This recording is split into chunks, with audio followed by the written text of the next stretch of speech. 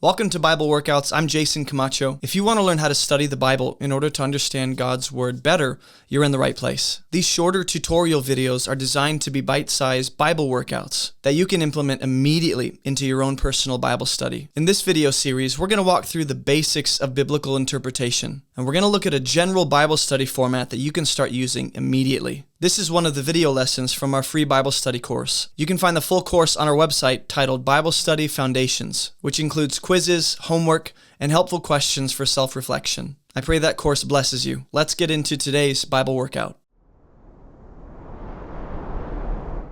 Welcome to session number 8, video number 2. We're going to be in Genesis chapter 3, what is commonly referred to as the fall of man. So, in the last video, we talked about learning how to ask the right questions, some questions we can begin to ask, some biblical data we can begin forming questions around.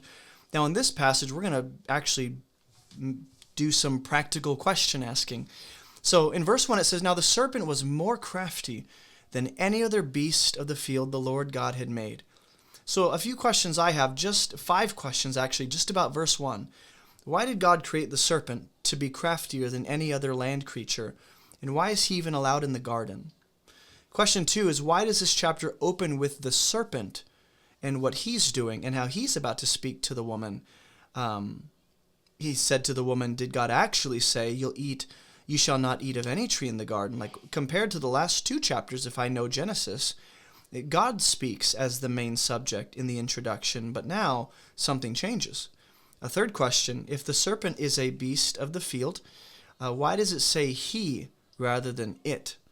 Or how did the serpent know what God said? Was he around to hear it? Why is the serpent compared to other beasts of the field to be more craftier? Why isn't the serpent just crafty? Does this mean that other beasts of the field had a measure of craftiness? And if so, why is that important or relevant? All right, so these are some questions I have about just verse 1. Verse 2 says, "And the woman said to the serpent, we may eat of the tree of the fruit of the trees in the garden.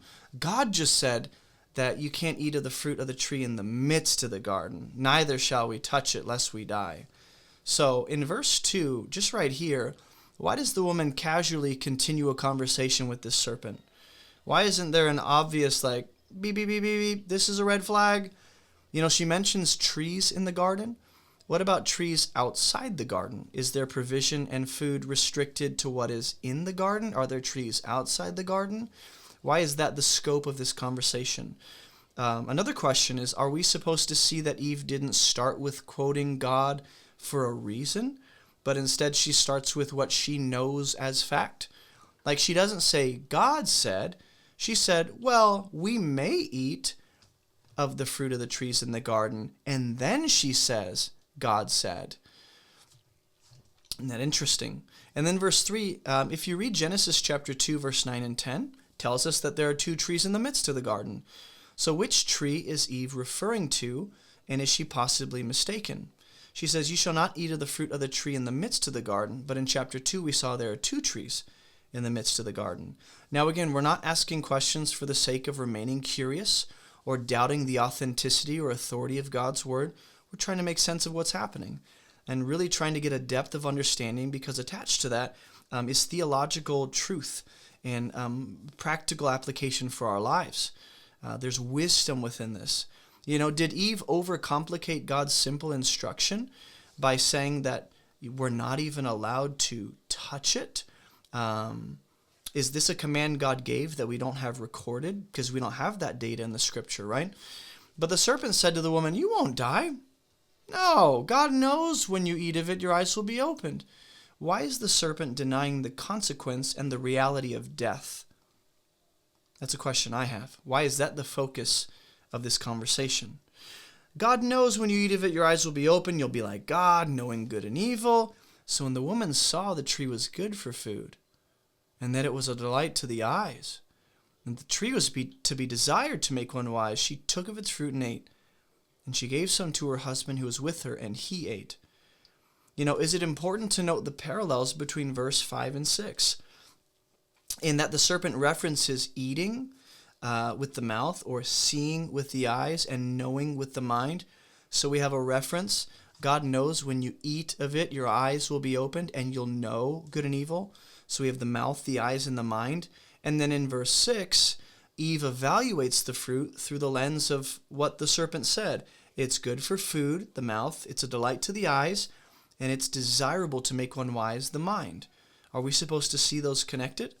And why is the fruit described as being these three things in particular? That it's a delight to the eyes, that it's desirable to make one wise, that it looked good for food. Why are those specific things in mind? What does it emphasize about sin's appeal? Why is it enticing for Eve to become like God and know good and evil like God does? Why is it appealing for her to have her eyes opened as if they're not already? How does she know what that even means? Why does the narrative flow pause to focus on how Eve's evaluating the fruit? Like, the story isn't continuing. It's just, the camera's like zooming in on Eve. And it's like giving commentary on here's how the woman was looking at the fruit now. Why is that important to know before she chooses to eat the fruit? Why is it important to know that this happens, this kind of evaluation is happening after the serpent's conversation and before she chooses to reach for it? Is there a chance that some time has transpired between the conversation with the serpent and when she decides to eat? Is it immediate? Was Adam actually present the entire time for that conversation? Because it said she took and gave some to her husband who was with her. Is he only present for the eating, or is he present for that whole conversation, right? And why is it important to know that she gave some to her husband? Is this a way of revealing the serpent plan to get to Adam through Eve? And then last question, what does it mean to become wise? And what did Eve even think that meant for her to become wise? What did she think she was missing out on that this fruit could offer her? Notice how I'm just taking the data given to me in the Bible and trying to make sense of what's happening to the best of my abilities as the Spirit of God leads me and shows me things and points things out.